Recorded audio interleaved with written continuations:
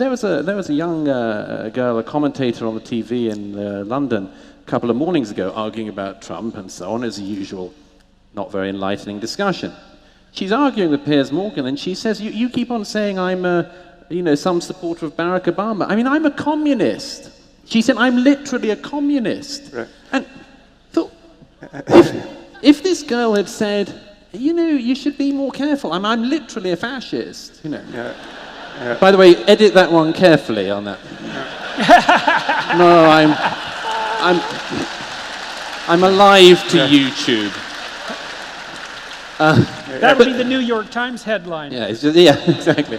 Literal fascist admits. But if this guy, everyone is busy searching around. Like in Canada, one of the big discussion forums, the Human Rights Commissions found that there were 11 people on this neo-Nazi forum, and it turned out half of them were working for the Canadian government trying to find neo-Nazis. Right. The Canadian government constituted 50% of the neo-Nazis in Canada. So they're scurrying around looking for the Nazis like this, and on the other side, it's like mainstream on the television, yeah, I'm a communist, I'd love to go through all that again.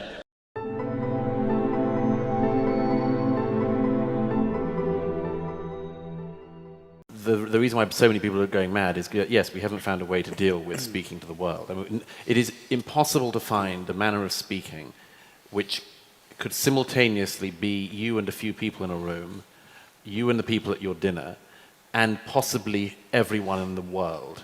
It's jokes are the most obvious one. There is no joke so funny that it can be repeated to everybody in the world all the time. Forever. Forever. Yeah.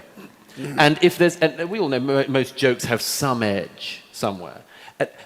Most of them are not going to last 5 years, let alone etc.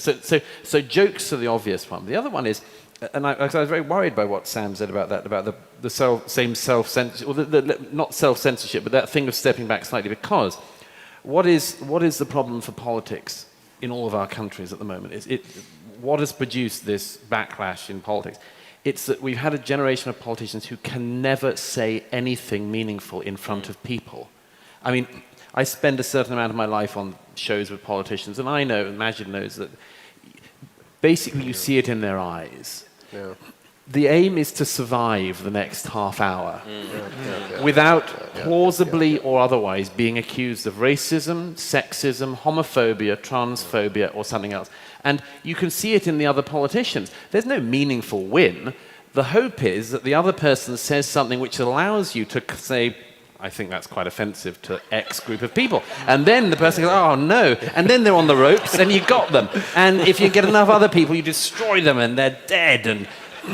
And that's it. And the point is that this is why politicians can't say anything. This could be your effect on these politicians. But, yeah, it may be. But the point is that this is why politics is going bad, because you can't tell any truth to that kind of audience. Now, the problem is, if down from politicians, or up from politicians maybe, you have the same effect, that the rest of the world also suffers the problem that politicians have of how to speak to everyone all the time.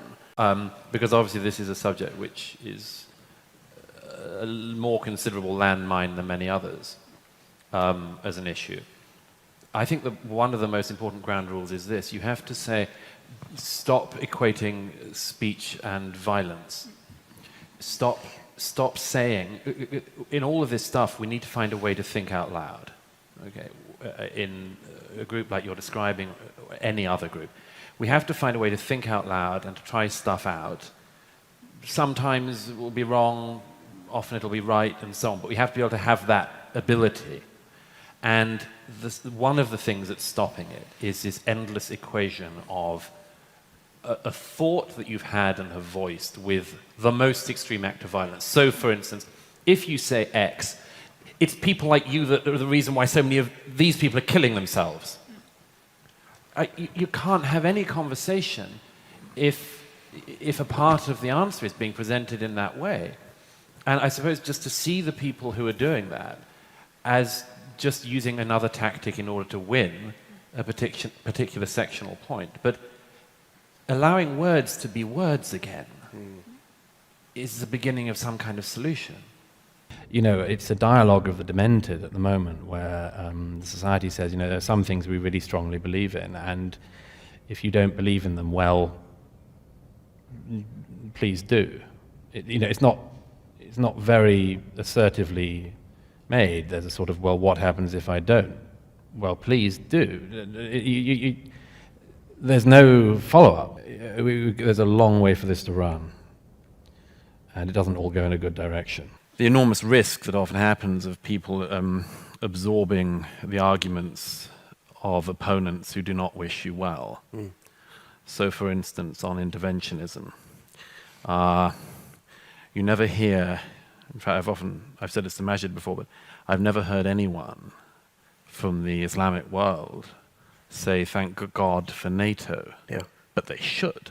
But by the way, I'd spend the rest of my book debunking these, just for everyone's, But I mean, they shouldn't. The reason I mention this is for the selective historical reasons which we in the West are at risk of imbibing.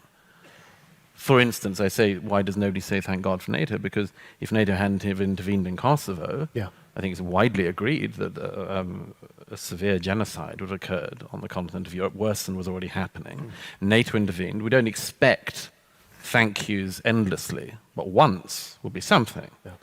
And thank you, Douglas. So I have. It's not enough. But this is just worth remembering, because a generation and a lot of people from a generation are at risk of imbibing basically the jihadists' arguments about us. And I just put that out there at the beginning. The second thing I'd just say quickly is, I mean, the fascinating thing now about looking at back, for instance, intervention in Afghanistan, is that, it's one of the great fallacies of history which we're always vulnerable to, which is to think that everyone knew in the past what we know now. And, until the 1980s, the major threat to countries like ours was global communism, the Soviet expansionism. We saw it as a major threat, and anyone who doubts that just has to say that, I mean, if up until, I've often thought of this, until as late as basically the 10th of September 2001, if you said, in the early years of the 21st century, politicians, journalists, public intellectuals and others are going to spend years talking about Islam. Say, what? Why? How come? It's not that interesting. It's not that vital in our societies. It's a bit of our society. It's not overwhelming. If you said, okay, you're going to be discussing Islamic blasphemy laws all across Scandinavia for years. Why?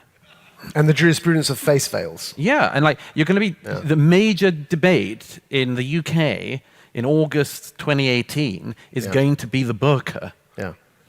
How does that happen? I don't see the way. That is a bit surreal, isn't it? So here's the deep underlying thing, which is that religion's back. And most people in the West don't know how to talk about it or think about it. And I've just got this endless concern about this matter, because I've had this conversation, as I think a lot of other people here have, for years with politicians and others, and they still don't understand the nature of this. And I just give you one example quickly. A little while ago, I was speaking to a TV producer who came over to me at a party somewhere and said, it was at the height of ISIS, and she said, what do ISIS want, Douglas? And I thought, oh, okay. Well, they're actually quite upfront about it generally. Yeah, they're quite. They've done a lot of speaking about this and a lot of writing, and they basically want to bring about they invite the world to Islam and bring about the end times. And